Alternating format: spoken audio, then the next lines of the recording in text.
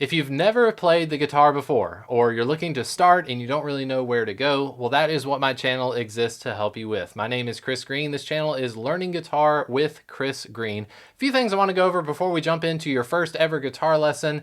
In the description of this video, there is a link over to my Patreon page. Over on Patreon, I've got a free video on how to tune your guitar, E-A-D-G-B-E. If that's brand new to you, I want to encourage you to go over and watch that video before we get started with today's lesson. Pretty much all my lessons, we're going to be in what's called standard tuning, E-A-D-G-B-E. In today's video, I want to keep it short, up to 10 minutes for you to learn your first 2 guitar chords and also your first song. Again, if you're interested in going over to Patreon, you'll be able to access guitar tabs and things that go along with today's lesson, but you should be able to get everything you need just following on my YouTube videos here on the channel. Hit the like and subscribe buttons and let's get started. So my goal by the end of this lesson is that you would be able to play the song He's Got the Whole World in His Hands. It involves 2 chords, G major and D major. Here's what we're going for by the end.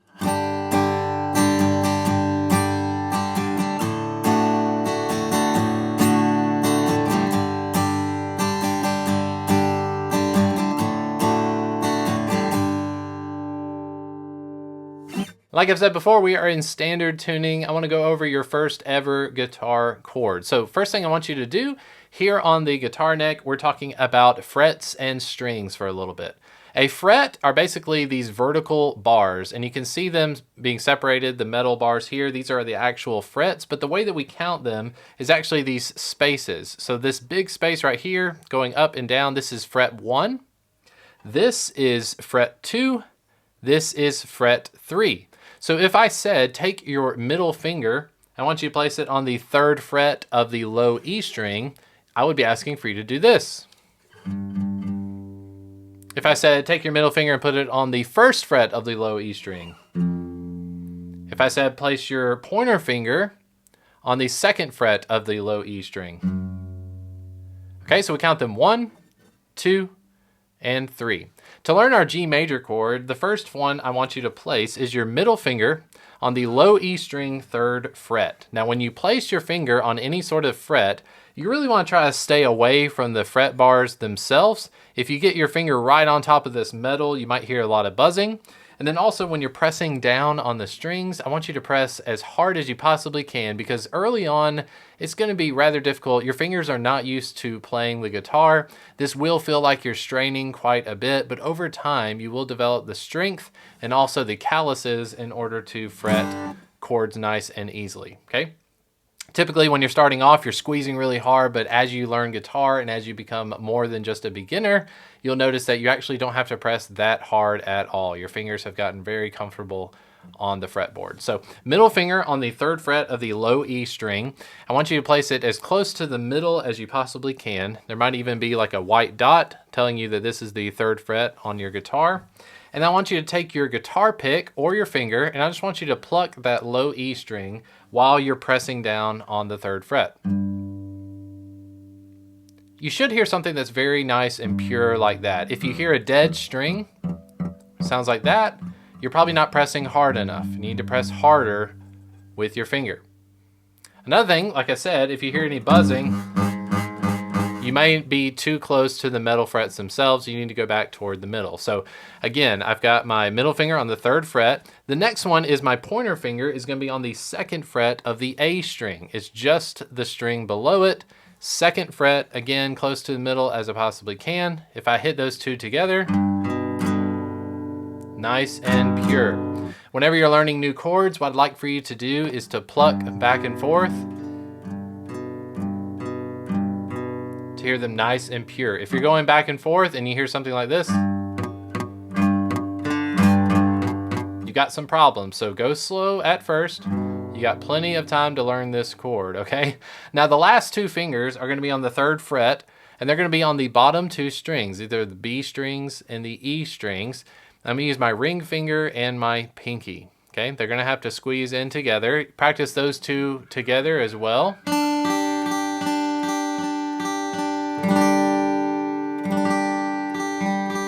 These will tend to hurt a lot more than the heavier strings because really these are like slicing into your fingers. So just be careful of that. Last thing you want to do is put all 4 of these together. So middle finger, 3rd fret, low E, index finger on the 2nd fret of the A string, and then your ring finger is on the 3rd fret of the B string, your pinky is on the 3rd fret of the high E. And when you strum your chord, go through and pluck each individual string. Make sure they sound out nice and pretty together. And that is your D major chord.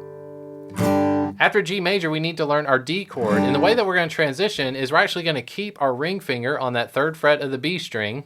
It remains in place. And then I'm going to put my pointer finger on the 2nd fret of the G string, 2nd fret of the G string with my pointer finger. And then my middle finger is going to the last string, the high E string on the 2nd fret.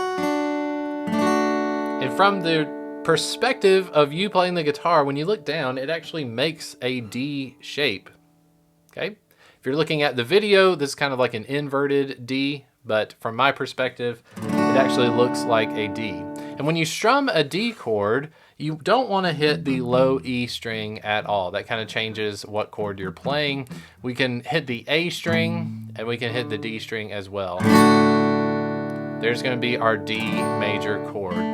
Now, that might be enough for you this entire week. If you spent a week learning your G chord and your D chord, and you can transition between the 2 of them nice and seamlessly, that will be more than what I've seen most beginner guitar players being able to do, okay? So your first 2 chords, G major and D major, really focus on those. If you're interested in fitting them within the context of a song, I've got a little bit of a strumming pattern that we can add on here. The strumming pattern, I want you to listen to this kick drum I have in Studio One. I've just basically loaded up a kick pattern. I want you to listen to the rhythm of this, because the strumming pattern we're doing is down, down, up, down, up. Down, down, up, down, up. And I want you to listen to this kick drum playing over and over again, and I'm going to strum a G chord in line with the kick drum. Okay, here we go.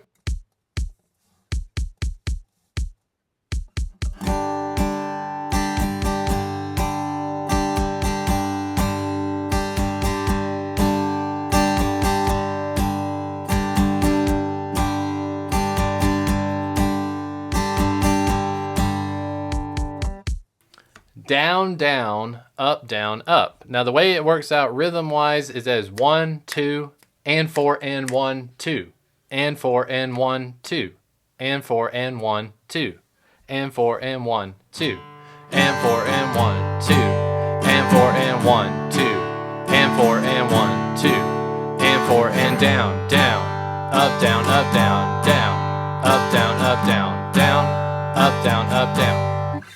Now that may have sounded like chaotic mess to you. Again, if you're interested in following along with the chart or the strumming pattern, head over to Patreon, become a member today, and you can download this as a PDF as well. I'll have stuff printed out on the screen as we're going. But the entire song of He's Got the Whole World in His Hands is essentially going from a G chord, back to a D chord, to a G chord, a D chord, and then ending on G.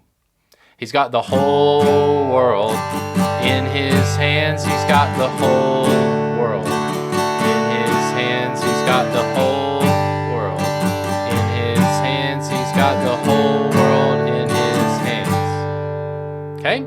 A little bit of speak singing there. I don't want to get too carried away with this being a voice lesson. You don't want to hear me singing whatsoever. But again, feel free to download that chart and you can practice in time with that. I'm also going to put this kick drum pattern. I'm going to create a little bit of an MP3 as well that you can download over there at Patreon that you can practice along with that. Really try to sink in with that kick drum pattern. And if you can, count out what you're doing. 1, 2. And 4, and 1, 2, and 4, and 1, 2, and 4, and 1. It's going to help you in the long run when you start learning how to count. We don't have to get heavy with music theory at the moment, but if you're familiar with clapping along with songs, a lot of times we're counting to 4, and we're starting over again. It'll be a great way for you to start off on the right foot. Again, my name is Chris Green. Make sure you hit the like and subscribe buttons. Head over to patreon.com. You can download some charts and MP3s to practice this lesson, and I'll see you at next week's lesson. See you there.